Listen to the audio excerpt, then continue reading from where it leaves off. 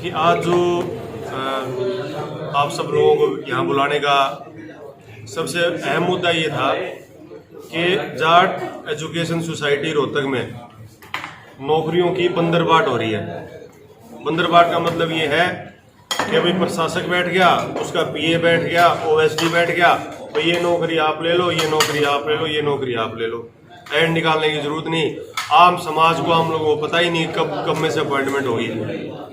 ADC हैं आपके यहाँ, उन्होंने अपने साले को, रवि इंदौरा को, सीआर इंस्टीट्यूट ऑफ लॉ में लैब अटेंडेंट लगवा दिया कोरोना के टाइम में, जब सब कुछ बंद था। तो बंद था तो अपॉइंटमेंट की जरूरत क्या थी। फिर उनके पीए सतबीर फोगाट, उन्होंने अपने लड़के मंजीत फोगाट को जाट संस्थाओं में MKJK कॉलेज है, वहां पे क्लर्क लगवा दिया। फिर ओएसडी हैं उनके सुनील दलाल, उन्होंने अपनी पत्नी को हेड क्लर्क लगवा दिया। इसी तरह मिल बांट के नौकरियों की बंदरबाट हो रही है।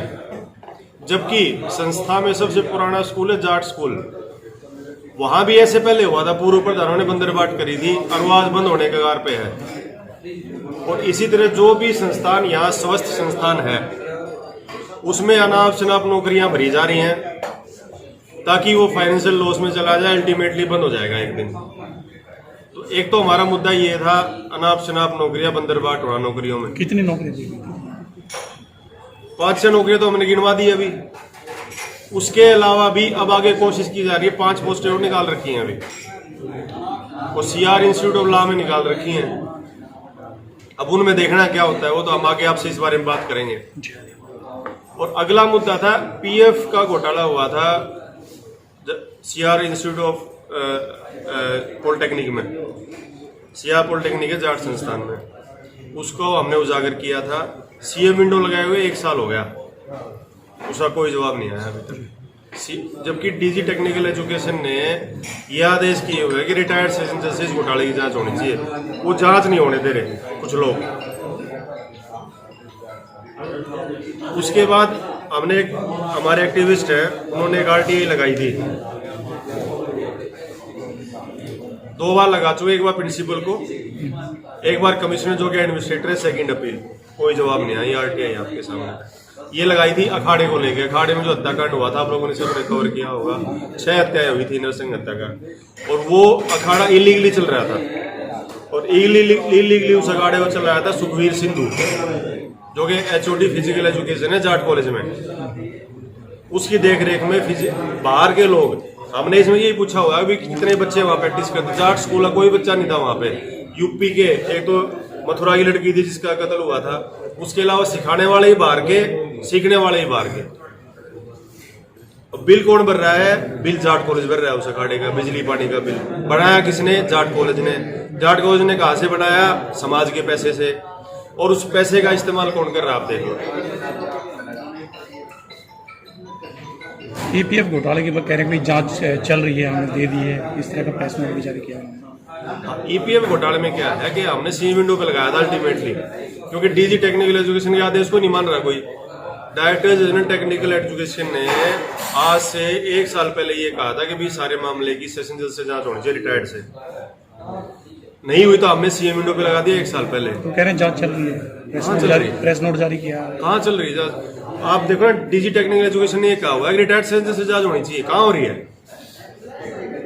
मैं तो लिख के भेजा है उसमें सीएम विंडो पे। कह रहे हैं इस तरह की कोई भर्ती भी नहीं की गई पीछे से, इस तरह का प्रेस नोट। ये भर्ती आप गाड़ने का एक षड्यंत्र किया जा रहा है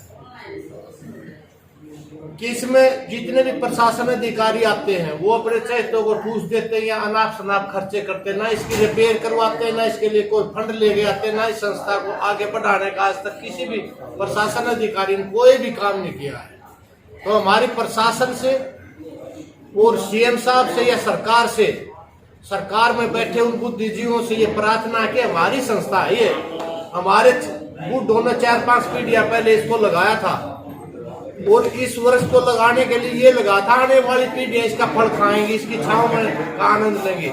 लेकिन आज इस वर्ष को लूटा जा रहा है, इसको कब्जाया जा रहा है। हमारी प्रशासन से प्रार्थना है कि इस प्रकार के ये कमिश्नर वगैरह या प्रशासक ना बिठा के इसके इलेक्शन करवाए जाए, ताकि हमारे जो इसके आजीवन कैंडिडेट हैं वो प्रतिनिधि कोई बने और इसके बारे में अच्छा सोचे। ये काम सी बात है, यदि मेरे घर का जी ने बताया वो अपने रिश्तेदारों को बेनिफिट देने का काम करता है। चलो कोई बात नहीं, वो दिया तो वो दिया।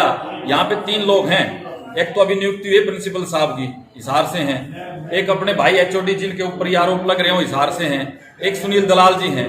तो कुल मिलाकर के जिन लोगों को इस संस्थान को अच्छे तरीके से चलाने के लिए रखा हुआ था, इसकी सुरक्षा के लिए रखा हुआ था, ये तो कहने वाली बात ऐसे है कि दूध की रखवाली बिल्ली बैठा दी गई है।